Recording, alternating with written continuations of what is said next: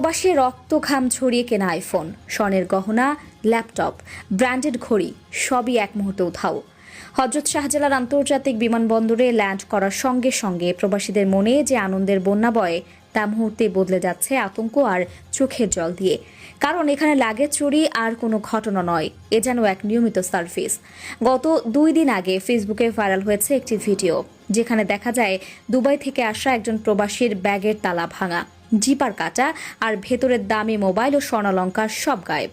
ভিডিওতে যাত্রী কাঁদতে কাঁদতে বলছেন, 15 বছর প্রবাসে কষ্ট করেছি, মা বাবা স্ত্রী ও সন্তানের জন্য 1 মিনিটে সব শেষ করে দিল। প্রবাসীদের এই দুঃখ, আতঙ্ক ও ক্ষোভ শুধু ব্যক্তিগত নয়, এটা দেশের ইমেজ ও রেমিটেন্সের নিরাপত্তার সঙ্গে সরাসরি সম্পর্কিত। এরকম অবস্থা চলতে থাকলে একদিন বাংলাদেশ আন্তর্জাতিক মানচিত্রে পরিচিত হবে চোরের বিমানবন্দর হিসেবে। এর আগেও বিমানবন্দরের এক ক্লিনারের রুম থেকে বস্তা ভর্তি প্রবাসীদের কষ্টার্জিত টাকায় কেনা মালামাল উদ্ধার করা হয়েছিল। এরপর কিছুদিন না যেতেই আবারও বিমানবন্দরের এক আনসার সদস্যের কাছ থেকে প্রবাসীদের চুরি হওয়া মোবাইল ফোন সহ বিভিন্ন দামি সামগ্রী উদ্ধার করা হয়। 2 ঘটনাতেই চুরি হওয়া মালামাল উদ্ধারের ভিডিও সামাজিক যোগাযোগ মাধ্যম ব্যাপক ভাইরাল হয়, যা দেশজুড়ে তীব্র আলোচনা সমালোচনার জন্ম দেয়।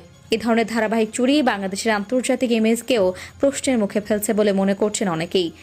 ব্যাগের তালা ভেঙে ছুরি দিয়ে কেটে, এমনকি পুরো সুটকেসই বদল করে দেওয়ার অভিযোগ প্রায় প্রতিদিন। যেগুলো ধরা পড়ে কিংবা ভিডিও হয় সেগুলোই কেবল আমরা দেখতে পাই, কিন্তু এর বাইরে কত অনিয়ম, কত চুরি প্রতিনিয়ত ঘটে যাচ্ছে তা আমাদের চোখের আড়ালেই রয়ে যায়। প্রতিদিন শত শত প্রবাসী নিঃশব্দে হারাচ্ছেন লাখ টাকার মালামাল। অভিযোগ করতে গেলে একে অন্যের উপর দায় চাপিয়ে সবাই হাত ধুয়ে ফেলেন। বিমানবন্দরের কর্মকর্তারা বলেন এটা এয়ারলাইনের দায়িত্ব, আবার এয়ারলাইন বলে এটা বিমানবন্দর কর্তৃপক্ষের কাজ। শেষ পর্যন্ত অসহায় প্রবাসী রাস্তায় দাঁড়িয়ে কান্না করেন, শোনার মতো কেউ থাকে না। প্রশ্ন একটাই, এই চুরির দায় নেবে কে? বিমানবন্দর কর্তৃপক্ষ, সিভিল এভিয়েশন, বিমান বাংলাদেশ, নাকি তাদের পেছনে আরও বড় কোনো সিন্ডিকেট কাজ করছে? প্রবাসীরা বলছেন, বিশ্বের যে কোনো দেশে বিমানবন্দরে লাগেজ সবচেয়ে নিরাপদ থাকে, কিন্তু নিজের দেশে ফেলেই যেন চোরের হাতে তুলে দেওয়া হয় তাদের কষ্টার্জিত সম্পদ। এভাবে চলতে থাকলে একদিন বাংলাদেশের নামই হবে চোরের বিমানবন্দর, যা আমাদের দেশের জন্য লজ্জাজনক। রেমিটেন্স পাঠানো প্রবাসীরা দেশের অর্থনীতির হৃৎপিণ্ড, তাদের সম্মান রক্ষায় এখনই কঠোর ব্যবস্থা গ্রহণ জরুরি। আপনারা যদি এ ধরনের অভিজ্ঞতা থাকে কমেন্টে লিখুন।